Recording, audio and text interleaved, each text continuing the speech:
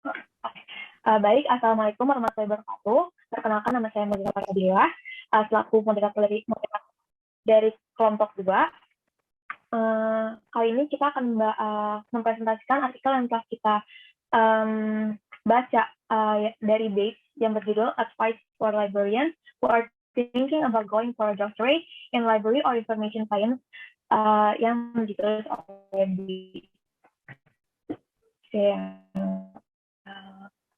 kelompok 2 sendiri terdiri dari sendiri Modusaka, Nabila Nurul, Nisrina, dan Tri Auliansa.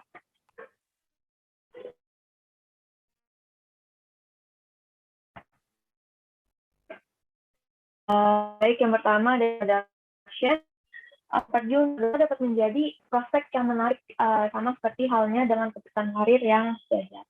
Bates sendiri pernah menjabat sebagai ketua panitia yang ada pada mahasiswa doktoral di University of Maryland dan di UCLA. Dia juga pernah bekerja dengan banyak mahasiswa dalam 2 program ini selama bertahun-tahun. Lalu Bates menyatakan bahwa pelamar dan mahasiswa yang mendaftar di program doktoral ini membawa kesalahpahaman bagaimana memiliki kesalahpahaman yang ada dan mungkin dapat memberikan pilihan atau pertimbangan lebih lanjut kepada mahasiswa yang ingin mendaftar di program doktoral ini. Lalu muncul 2 pertanyaan utama yang harus dijawab. Yang pertama, haruskah saya mendaftar di program doktoral? Dan yang kedua, jika demikian, di manakah saya harus mendaftar?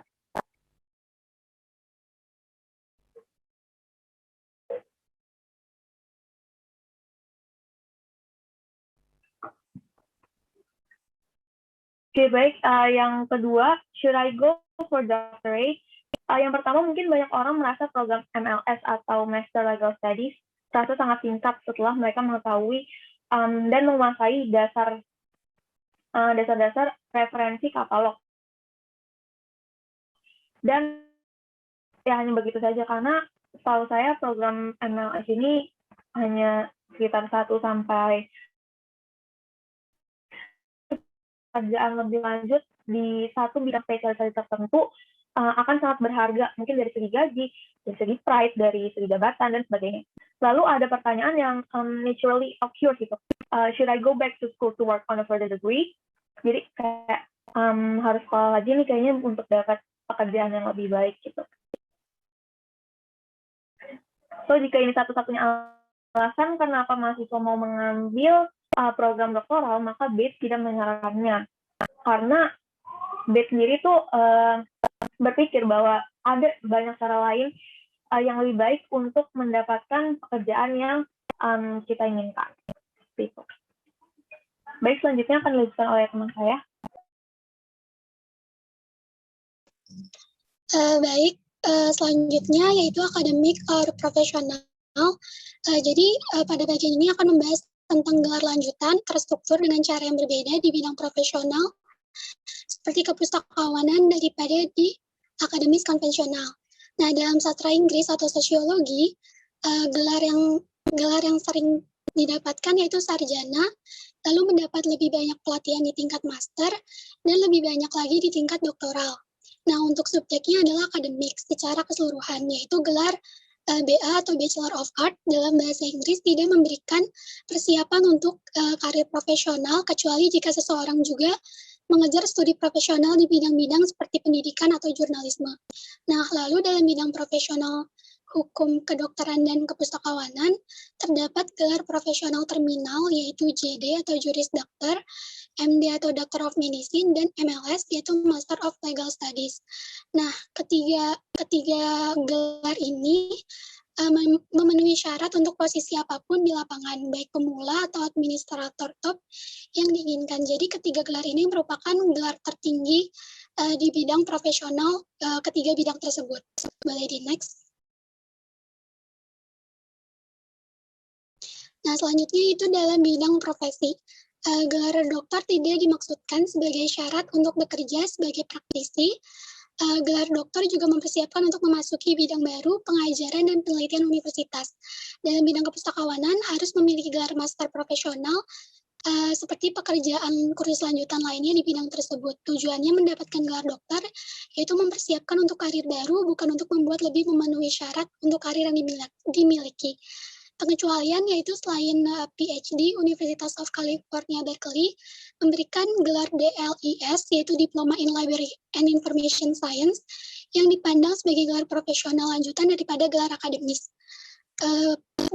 DLIS memiliki fokus yang lebih terapan, namun sebagian besar gelar dokter yang diberikan di bidang kepustakawanan, apakah secara resmi berlabel DLIS atau PhD, yang diberikan pada akhir program studi yang mempersiapkan siswa dalam pengajaran, penelitian, dan analisis teoritis, atau untuk pengajaran universitas. Boleh di next.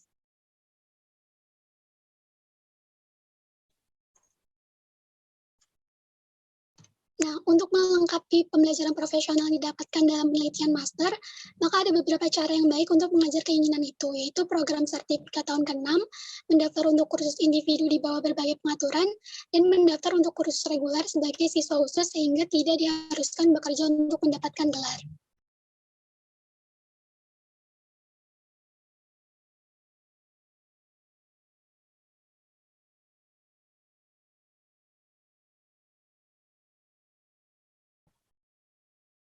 Selanjutnya ada the nature of doctoral studies.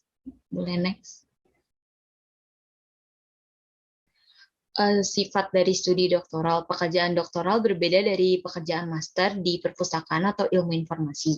Tujuan dari gelar dokter adalah untuk mempersiapkan seseorang untuk menjadi seseorang sarjana.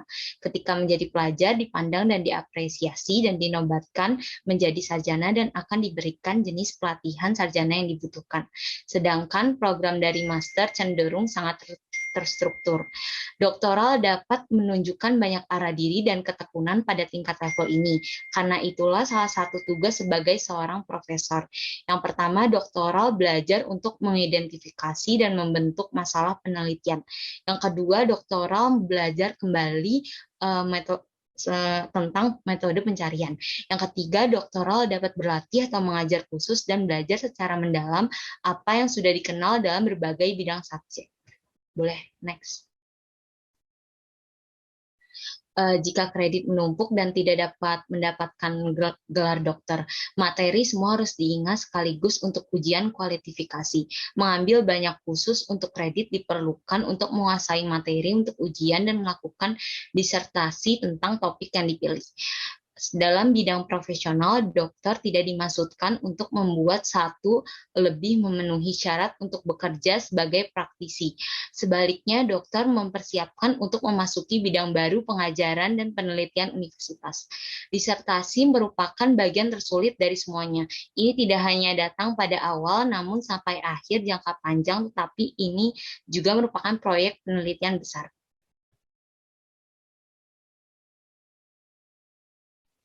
Oke, selanjutnya kita masuk ke materi full time is better. Mungkin bisa di next. Oke, jadi pada pembahasan di sini, apakah bekerja paruh waktu dengan menjalankan studi dokter itu efektif? Kalau berdasarkan yang saya baca di artikel ini tidak ada jawabannya sepenuhnya, tapi di sini dijelaskan bahwa kebanyakan orang yang mengambil gelar dokter ini memiliki kerja part-time selama menjalankan studinya. Dan yang pasti sih hal tersebut menguras tenaga, waktu, dan biayanya. Terus juga penulis di sini semacam memberikan solusi gitu untuk mengatasi hal tersebut. Ya, di sini sih kayak kita harus bisa ngatur waktu dan juga planning setidaknya setengah tahun hingga setahun untuk melakukan full time job gitu, selama melanjutkan gelar doktoral ini gitu loh. Mungkin bisa di next. Nah, di sini ada dua alasan gitu yang ada untuk direkomendasi di atas itu. Jadi alasannya itu yang pertama ada angka putus sekolah. Angka putus sekolah ini tinggi gitu di program doktoral. Karena hal ini disebabkan ketika kita mengerjakan disertasi kan itu pasti memiliki tekanan yang cukup tinggi gitu loh. Dan belum tentu semuanya kayak mampu gitu loh. Dan juga ada banyak waktu gitu ya tersita sita pada malam hari dan akhir pekan untuk mengerjakan assignment-nya gitu. Dan yang kedua di sini sih ya mau nggak mau kita harus fokus pada studi sih.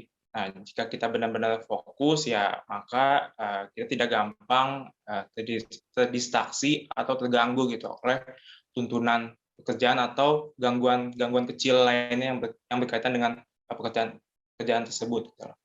Nah, dengan kita fokus di sini ya maka kita dapat lebih dalam explore ide-ide, terus juga kita bisa belajar banyak hal baru dan juga memperluas koneksi gitu antar badan penelitian ketika kita menjalankan studi doktoral kita. Next.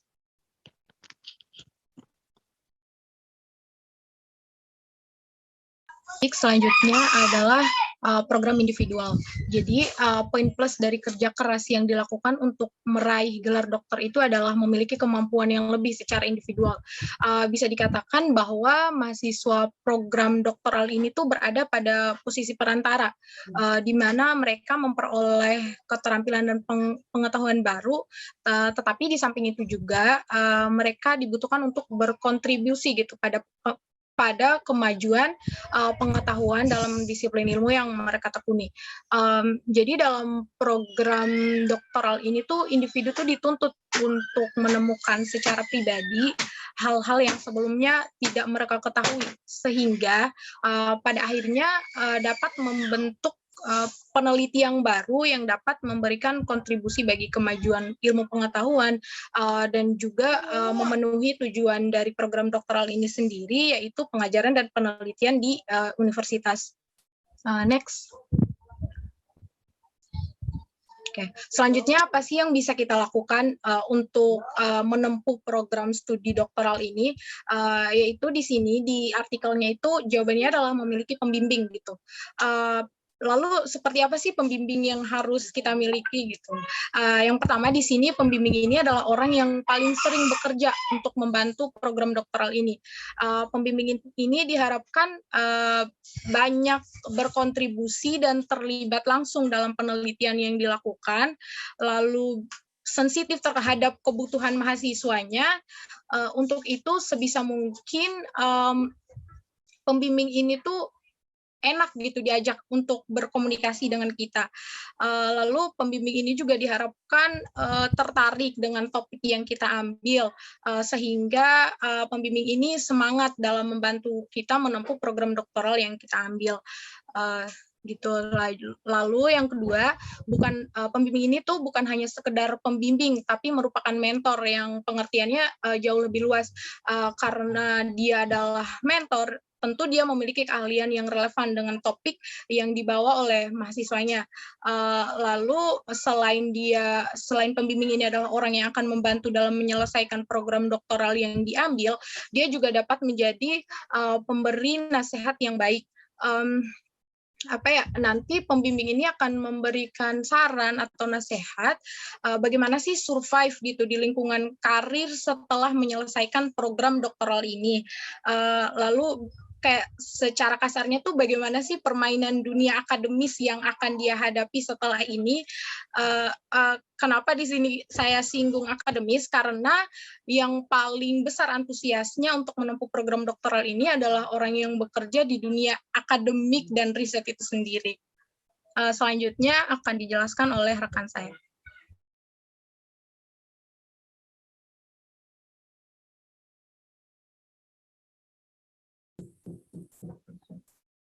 Selanjutnya, yang ke-8 itu where should I apply? Next.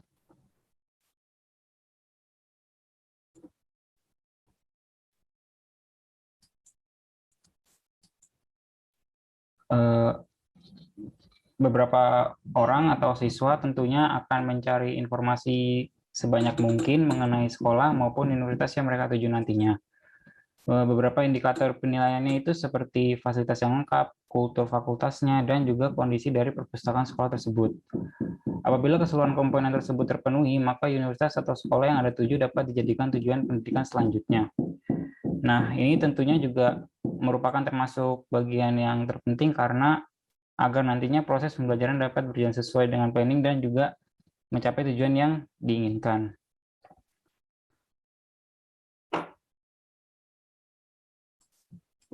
Lalu, salah satu komponen penting yang dapat saya temukan di sini adalah perpustakaan. Perpustakaan menjadi salah satu komponen terpenting dalam melihat suatu kualitas sekolah tersebut. Hal ini disebabkan diperlukannya ketersediaan sumber referensi yang lengkap dan memadai. Contohnya adalah saat seseorang sedang menempuh program doktoral, orang tersebut pastinya akan selalu ke perpustakaan untuk mencari teori dan juga sumber referensi yang dapat dijadikan bahan untuk disertasi mereka. Next.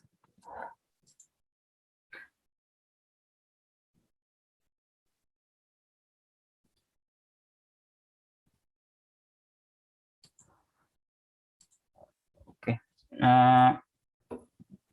Selain yang telah disebutkan tadi, beberapa cara yang dapat dilakukan untuk dapat membantu dan mengetahui indikator individu-individu yang sesuai itu seperti yang pertama itu mencari dan mengetahui kandidat pada sebuah buku pendidikan kampus tersebut. Nah, mungkin salah satu contohnya adalah dapat membaca dengan sebuah buku yang ada di perpustakaan seperti The Educational Media Yearbook. Hal ini tentunya dapat mengetahui seberapa kompetisi yang dimiliki oleh sekolah tersebut, lalu apa saja sih jurusan dan spesialisasi yang tersedia di kampus atau sekolah tersebut.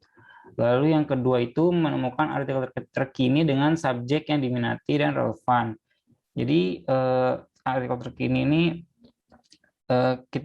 semisal kita ingin mengetahui siapa saja dosen atau profesor yang terbaik di sekolah tersebut, dan juga yang berkaitan dengan akademik. Tujuan ini agar nantinya Anda dapat mengetahui bidang apa yang nantinya Anda tertarik ataupun diminati pada sekolah tersebut. Ya, selanjutnya next.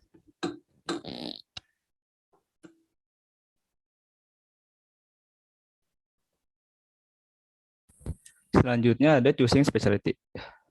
Next. Spesialisasi. Bagaimana jika Anda belum menentukan spesialisasi Anda? Tentu itu bukanlah masalah jika Anda tidak atau belum memiliki ketertarikan pada suatu spesialisasi khusus sebelum memasuki dunia doktoral.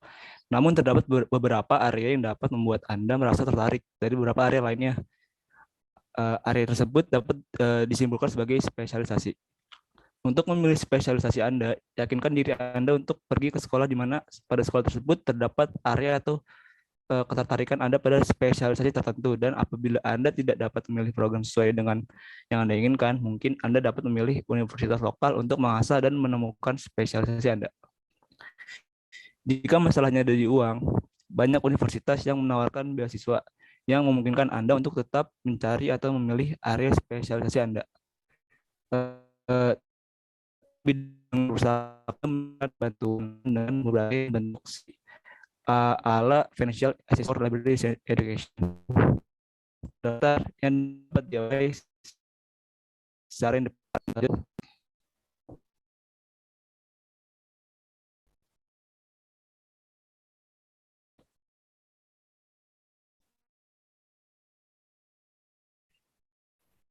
Paras nge-freeze ya atau gimana? Oh, ini udah, Bu. Oh, udah, oke. Menentukan pilihan.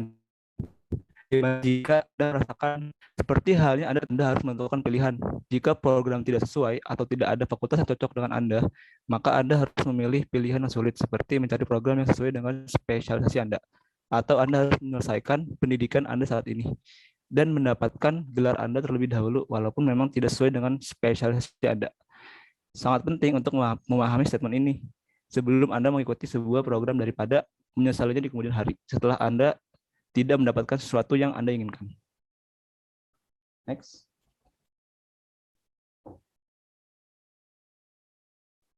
Selanjutnya ada statement yang dikutip dari ban ini, yaitu working with your advisor, you have truly in the end maybe the only person in the country with your particular mix of knowledge.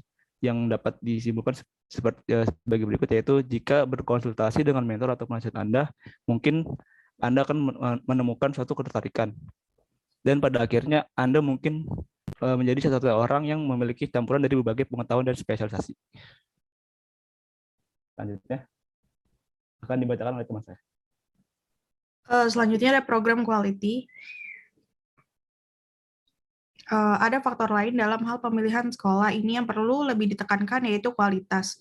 Karena Anda bekerja begitu erat dengan penasehat Anda dan beberapa fakultas lain, terutama pada tahap disertasi. Pemikiran Anda akan dibentuk baik atau buruk oleh interaksi Anda dengan individu ini, terutama penasehat. Jika Anda ingin melakukan pekerjaan yang baik, carilah seseorang yang melakukan pekerjaan baik sekarang. Jika Anda merasa belum memiliki kualifikasi untuk mengevaluasi penelitian dan penulisan calon profesor Anda, ada 2 bantuan yang Anda gunakan. Jurnal-jurnal besar di lapangan beroperasi dengan prinsip peer review. Para ahli dalam mata pelajaran berfungsi sebagai referensi untuk manuskrip yang masuk, dan artikel tidak diterbitkan kecuali dievaluasi sebagai dapat diterima oleh biasanya 2 atau lebih rekan semacam itu. Bantuan kedua yang tepat adalah Anda gunakan pola kutipan. Carilah individu tersebut dalam indeks kutipan ilmu sosial. Apakah karya mereka dikutip, yaitu apakah mereka memiliki dampak di lapangan. Karena bidang kami relatif kecil, siapapun yang dikutip lebih dari setengah lusin kali setahun memiliki dampak yang cukup besar. Pada saat Anda menyelesaikan penyelidikan Anda akan tahu banyak tentang pendidikan perpustakaan secara umum, serta di mana Anda bisa mendapatkan persiapan terbaik untuk karir baru Anda dalam pengajaran dan penelitian.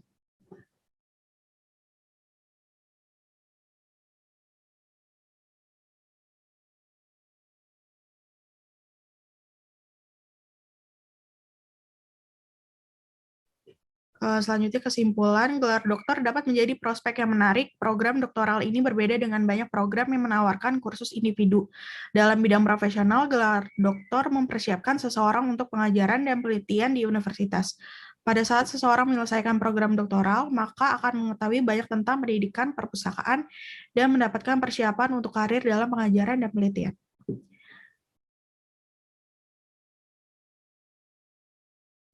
Baik, sekian presentasi dari kelompok kami. Ada yang ingin bertanya?